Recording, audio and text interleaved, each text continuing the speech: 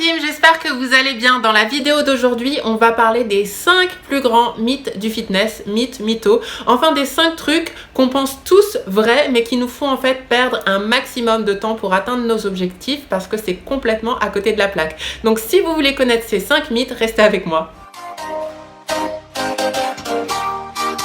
Mythe numéro 1 du fitness, perdre de la graisse de manière localisée. C'est strictement impossible. Mais si vous ouvrez n'importe quel magazine de fitness, vous pourrez retrouver des titres comme 10 exercices pour avoir le six-pack, 10 exercices pour perdre des cuisses ou encore des poignées d'amour.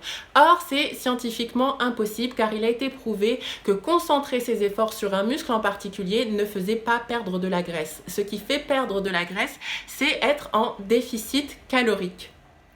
Alors vous pouvez faire tous les abdos du monde, ça ne va pas vous faire perdre de la graisse au ventre. Certes, vous allez construire une sangle abdominale puissante, mais le gras que vous allez sur le ventre, seule une alimentation saine peut le faire partir.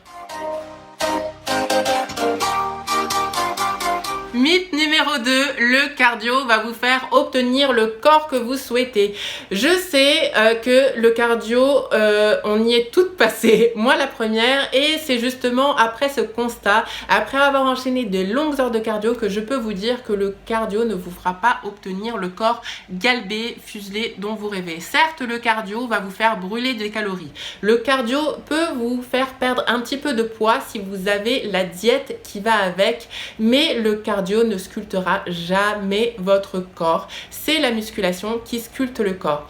De plus, il est important de rappeler qu'il n'y a pas besoin de faire des heures et des heures et des heures de cardio, sauf si vraiment vous aimez les épreuves d'endurance, si c'est votre plaisir. Maintenant, si vous avez un objectif de perte de poids, je vous conseille plutôt de vous focaliser sur le HIIT, sur les entraînements en fractionné, parce que ça va vraiment non seulement vous permettre de brûler un certain nombre de calories en un temps plus court, mais il y a également un effet qui est tout droit lié au HIIT qui s'appelle le afterburn, c'est-à-dire que vous continuez à brûler des calories après votre séance de sport. Donc voilà, c'est beaucoup plus efficace, ça prend moins de temps et ça marche mieux. Donc pourquoi enchaîner des longues heures de cardio ?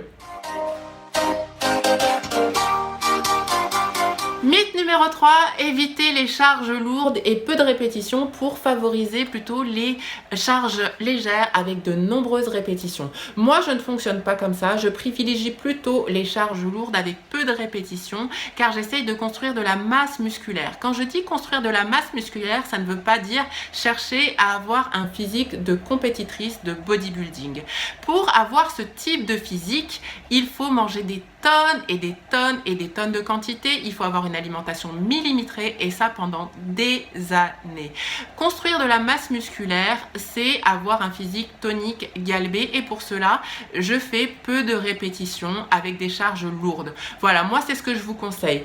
Lorsque, par exemple, on fait une sèche et qu'on essaye de brûler encore plus de calories et qu'on est vraiment à la fin de sa sèche, là par contre souvent on peut faire des longues répétitions parce que on va faire travailler l'endurance et donc on va brûler encore plus de calories. Mais attention, dans ces calories, vous allez perdre certes du gras mais également du muscle.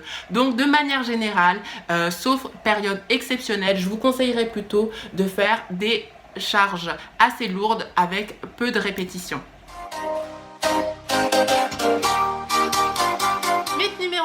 Ça ne sert à rien de compter ses calories et ses macros pour obtenir le corps que l'on souhaite. Moi, je pense que quand on a un objectif précis, eh bien, il faut faire les choses de manière précise. Alors, bien sûr, il y a des personnes sur cette terre, elles ont de la chance, elles ont une génétique exceptionnelle et voilà, elles sont hormonalement, génétiquement bien programmées, elles mangent bien instinctivement et bon, bah, elles ont de la chance, elles ont les résultats qu'elles veulent. Mais bon, dans la majeure partie des cas, vous ne faites pas partie de ces personnes, je ne fais pas partie de ces personnes et compter ses calories, donc c'est-à-dire nos besoins journaliers et également ses macros est essentiel pour obtenir le corps que l'on souhaite atteindre. C'est-à-dire que si votre objectif est uniquement de perdre du poids, peut-être que compter vos macros n'est pas essentiel. Par contre, si vous avez un objectif fitness avec la recherche de croissance musculaire, c'est essentiel de compter vos macros parce que effectivement vous allez peut-être à court terme, si vous ne le faites pas, renforcer vos muscles, prendre un petit peu de masse musculaire, mais vous allez très vite atteindre un palier et stagner. Et c'est là que vraiment vous vous dites que c'est ultra important de faire tout ça. Dernier mythe, et je l'ai pensé très fort celui-là, c'est que lorsqu'on a atteint son objectif, et bien voilà, on n'a plus besoin de faire du sport, on conserve sa masse musculaire, on a atteint son physique. Eh bien non, vous allez devoir continuer parce que le sport finalement, c'est une hygiène de vie, c'est quelque chose que vous allez devoir faire toute votre vie, même si vous atteignez votre objectif, parce que voilà, avec le sport, rien n'est jamais acquis. Alors bien sûr, vous allez vous habituer à l'effort, vous allez aimer ça, ça va devenir un besoin, mais vous allez devoir continuer. Avant, à l'époque, je pensais que bon ben voilà, le jour où j'ai atteint mon objectif, ça y est, j'ai plus besoin d'aller à la salle, le taf est fait. Mais non, ça ne se passe pas comme ça. Donc voilà. Voilà la team, j'espère que ces petits conseils vous auront été utiles. C'est vrai qu'on a beaucoup d'idées reçues lorsqu'on commence et même après, on en apprend tous les jours. Moi-même, j'en apprends encore tous les jours. Mais en tout cas, j'espère que ces petits points vous auront aidé et qui vous feront gagner du temps dans la quête de votre objectif. Si cette vidéo vous a plu, n'hésitez pas à mettre un petit pouce bleu, à vous abonner, à me laisser un petit mot. Ça fait toujours plaisir de vous lire. À très bientôt pour de nouveaux conseils.